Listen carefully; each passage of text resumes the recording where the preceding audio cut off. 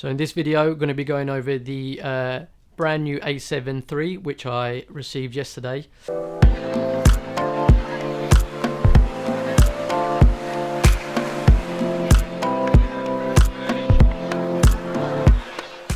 This video is going to be mainly focused on the video aspect of the camera, so if there's anything you wanted to know photography wise, I won't be going over that in this video. I'm a videographer by trade. I mainly do weddings, so about 70-80% of the work that I do are weddings. So when I refer to the video features of this, it's mainly going to be how it's going to help me in terms of shooting weddings.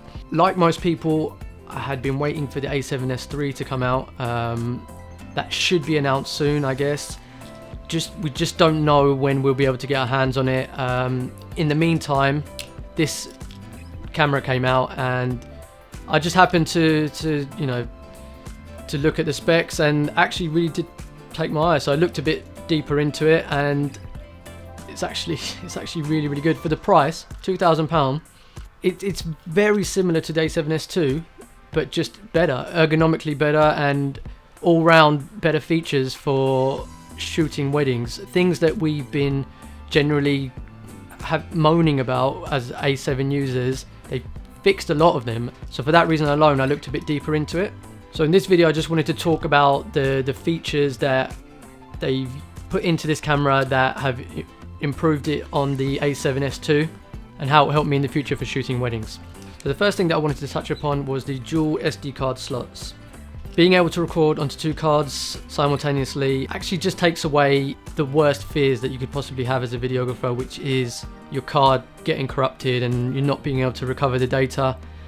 Having it on two cards pretty much takes that away. As we all know, weddings are just a once in a lifetime thing. You can't afford to be losing anything. That pretty much ensures we won't now. As well as this, it takes away the need to spend time during the day backing up cards. I know that I've done it in the past where I've wanted to just be safe and back things up as I go along.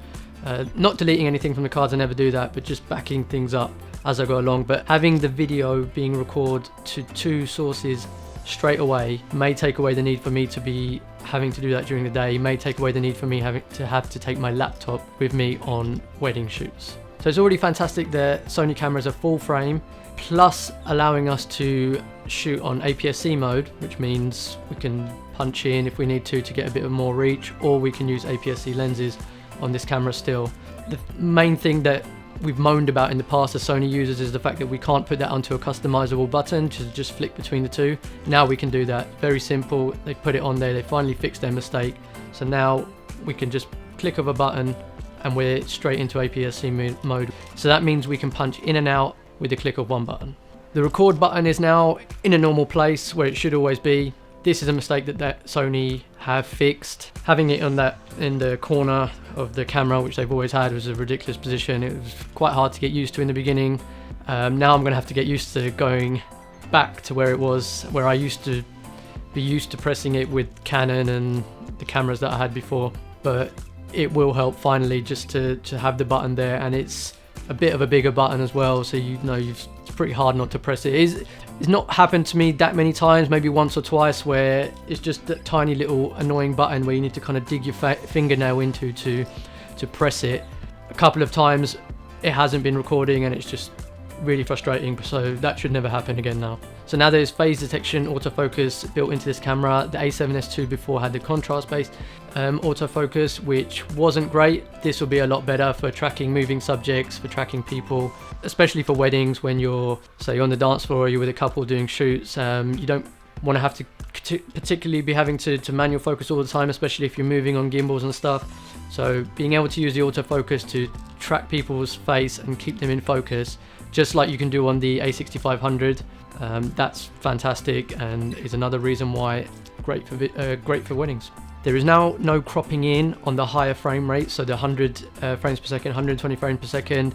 On the A7s2, it does crop in. Now on the A7 III cameras, there's no crop in on the 100 and 120 frames per second. With that, with the A7s2, there was no ability to shoot 4K in APS-C. So that meant if you're using APS-C lenses on the A7s2, you could use them, but you'd have to punch in via the clear image zoom. but now it's just straight up. You can click your APS-C lens straight onto your A7 III camera, and it will work straight away in APS-C mode. The batteries are another marked improvement, so they're using new batteries, the FZ100 batteries, which are longer lasting, up to around 2 times as long. They are a little bit more expensive, but I think it's worth it because it's something that obviously Sony users know that the battery life is just completely crap, and now they've improved on that using bigger, better batteries. That is a great improvement. So the camera itself is slightly bulkier and the grip is slightly bigger, so that makes it much more ideal for handheld shooting. If you like to do handheld shooting during the day, your hand just fits a lot better on the grip. It's just starting to feel more like the DSLRs now. The A7s2 had a bigger grip than the A7S1, and now this A7 III has a better grip than the A7S2. And yeah, just a bit chunkier, slightly heavier, and just feels better in your hand. Like the A6500, there is touchscreen focusing, which is great if you want to do rack focusing between 2 subjects or 2 people, rather than having to rack focus with the focus wheel itself, which means it could be moving the camera slightly. You can just be touching the back of the screen, focusing in between the 2 points that you want to focus in between, and you can get a nice smooth rack focus. So another advantage is the improvement of the LCD screen. It doesn't actually flip all the way around yet still. That's not something that they've done yet. It still just goes up and down, but it allows you to see the LCD screen in bright sunlight a lot better than it did before. It was pretty much, you couldn't see anything, I remember, before, but now you can see a decent amount. Obviously it's still better to have a monitor if you can have some sort of small HD focus monitor or something like that, but often when it comes to events we know that being lighter is better. This has helped in the fact that the LCD screen has improved in brighter sunny conditions. Another small little thing which I like, it might just be my own personal thing because I might just be a bit stupid, but having the headphone jack and the microphone jack in 2 separate compartments, so like a left and a right for example, which they have now on this A7 III, it makes a bit of a difference for me because I used to always have to check quite carefully if I've got it plugged into the right one. I can never quite remember if it was the one below or the one above, so I would always have to just take a few seconds to either get my torch out, check to see if I've got it into the right one. But now knowing that they're in 2 different parts, I can memorize left and right which is which, and just save a little bit of time there, I think.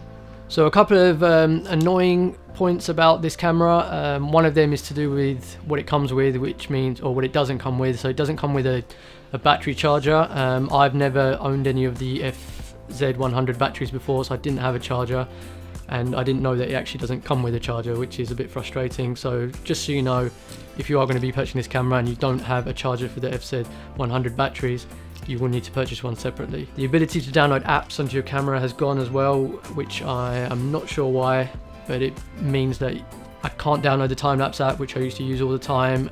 There's no other real way of doing a time-lapse on the camera without using the intervalometer, so that's a bit frustrating, and that's gone. Probably the biggest downside compared to the A7S2 is the low light capability is not as great. Obviously, we know that the A7S2 is the king of low light. You can rack that thing up to 20,000 ISO and you've got usable stuff there. This won't compete as well. I would say 6400, max 8000, and you might have to put a bit of denoiser on before it becomes unusable.